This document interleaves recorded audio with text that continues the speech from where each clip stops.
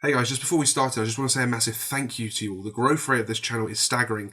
I'm going to be creating many more videos for you, so have no fear of that. There is now a Facebook page for this channel in the description below. Please go ahead to go and like it, because that is where you're going to find out when the next video is being uploaded, what it's about, all the thumbnails that get uploaded there, and I can chat to you guys via the comments of some of those. Alright guys, there is now a Patreon page for this channel as well. Please consider being a patron of mine to support the growth of this channel. You can also get access to early releases, the thumbnails, the descriptions before the video goes live. You can also see the images in development, so things you're not going to see elsewhere. And also a little bit higher up as you go, you can also get access to your own drawings, your own videos.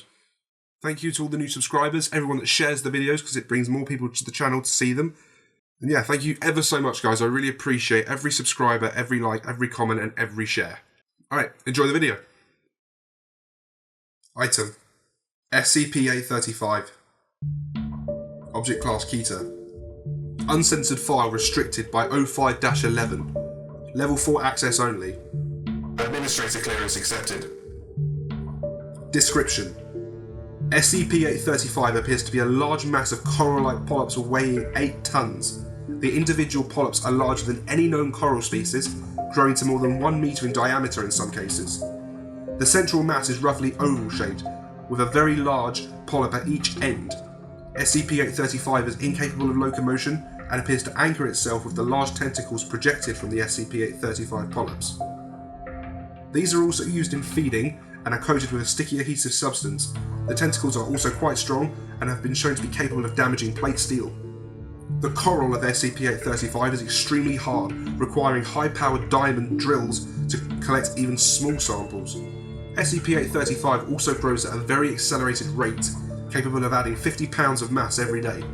SCP-835 is susceptible to many chemicals which cause SCP-835 to seal up and halt all growth for 24 hours, prompting the development and the suppression tactic AA6. Testing has shown that SCP-835 appears to be made from basic human biological components, with the shell being formed from super dense calcium, the caps that cover the polyps coated with tooth enamel, and the tentacles appearing to be formed from mutated tongue cells.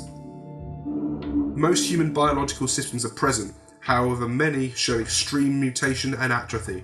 The digestive and reproductive system appear both highly developed and linked, with both feces and semen being collected and ejected from the same chamber. SCP-835 emits a large mass of semi-liquid material 7 times a day from the large polyps on each end. This appears to be made of semi-digested foods, fecal matter, and semen. This mass also has several forms of virus, bacteria and parasites, many of which have been found only with SCP-835. The bacterium 835-15 forms the major concern for containment due to its role in the reproductive cycle of SCP-835. Vertebrate animals infected with SCP-835-15 will undergo the following symptoms: increased weight gain, 10 to 20 pounds a day on average, constant hunger, urge to consume normally unpleasant, unpalatable items, hardening or calcification of the skin, formations of polyps on the skin, rapid reduction in intelligence and mobility, increased aggression, urge to enter seawater, and atrophy of many biological systems. End-stage infection appears to convert the subject into an additional instance of SCP-835. Attempts to determine what, if any, intelligence remains have been inconclusive. However, SCP-835 appears to have limited amount of awareness. SCP-835-15 has shown a high infectivity rate, with 68% of all infected subjects progressing to the end stage. There is no form of treatment or antibiotic that has been shown to halt or reverse the effects of 835-15. This, coupled with the extremely hard shell of SCP-835, form a major obstacle to neutralization. Any force capable of cracking open SCP-835 would also cause the slurry inside to spread and cause additional infection. Special Containment Procedures. SCP-835 is to be monitored and checked daily for new growth. In the event SCP-835 becomes hostile, suppression tactic A-A6 is to be immediately implemented until aggressive action ceases. Containment area must be maintained in open ocean due to the highly aggressive response of SCP-835 to confinement for any length of time. Waste issued from SCP-835 must be immediately collected and contained. Feeding of SCP-835 is to take place twice daily, to consist of any form of local aquatic species. Feeding should be supervised at all times, and no unscheduled feedings of SCP-835 are to take place for any reason. Should SCP-835 enter a rage state, higher level mammals may be issued as a food supply, up to and including Homo sapiens. SCP-835 has shown high levels of docility when digesting higher level mammalian life, and recommendation for issuing of this form of food has been approved for use during testing phases. SCP-835 may be moved to a new location twice yearly, provided that the current location is no longer capable of supporting SCP-835, and the move has to be approved by Site Command. Staff are to remain at least 5 yards away from SCP-835. Anyone working near SCP-835 must have safety lines attached to recall winches. Contact with SCP-835 will result in the immediate recall of any staff and implementation of the suppression tactic A-A6.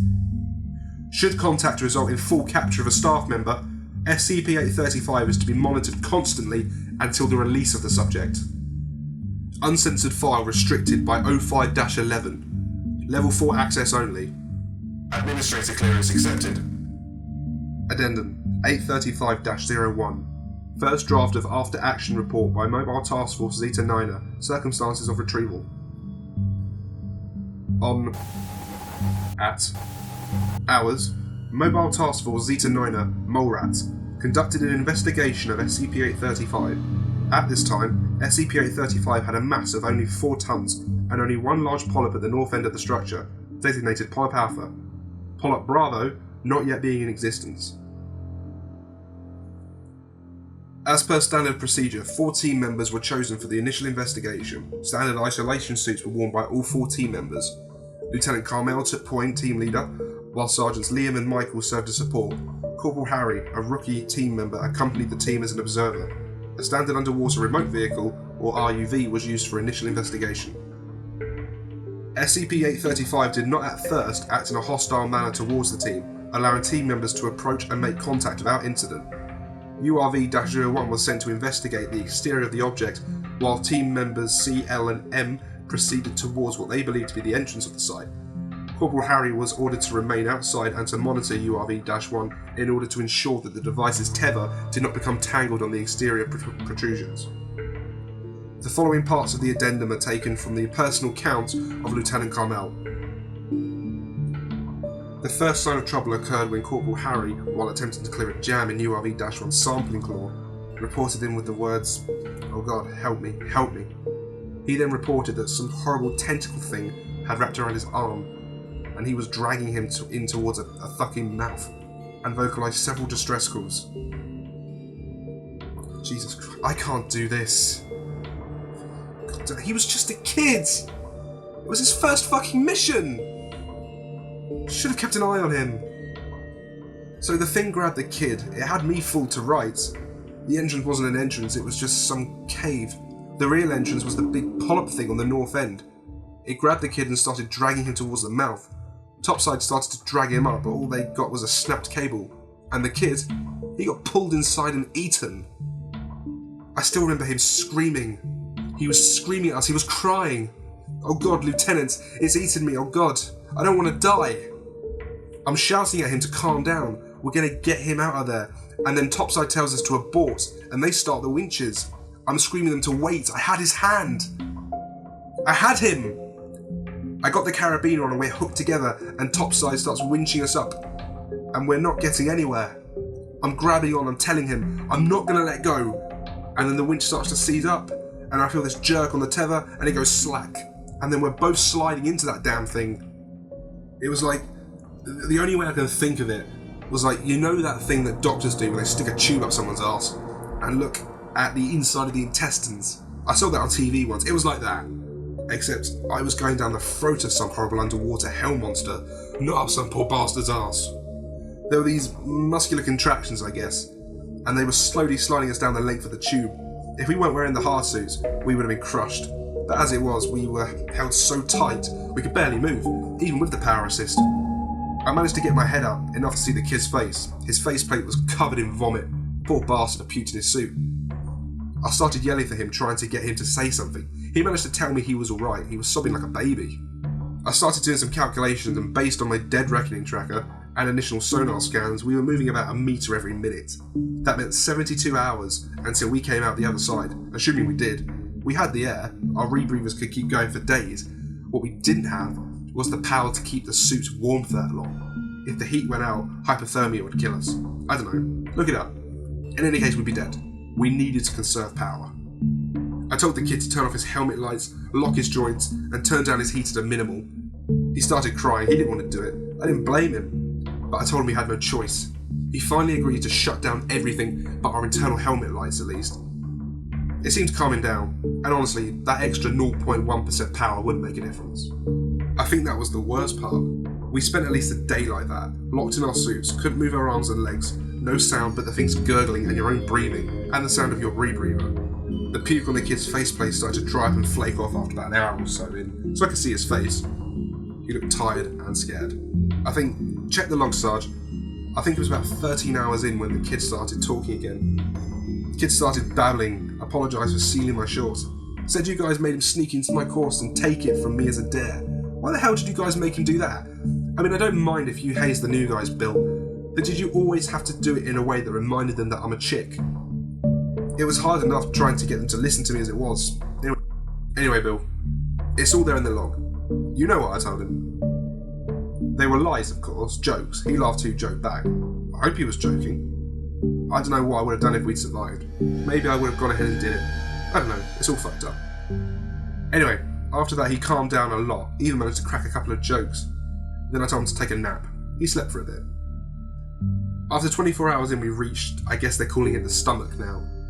First warning sign was a gurgling kind of noise, louder, with a crunching noise over it. I told the kid to bring his suit up to full power and get ready. A little while after, we fell into this big chamber, big as in big enough for the two of us to fit in comfortably, which was huge compared to the tight squeeze of the tube.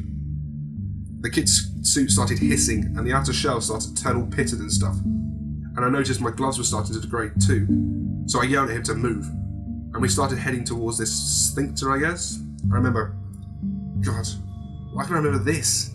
The insides of the stomach were lined with teeth and faces, human faces, and they were all wailing at us and screaming. They were begging us to kill them. I almost lost it there. I started opening up with my gun, started shooting them in the heads, and if I'd stayed, my suit would have melted and I'd be dead.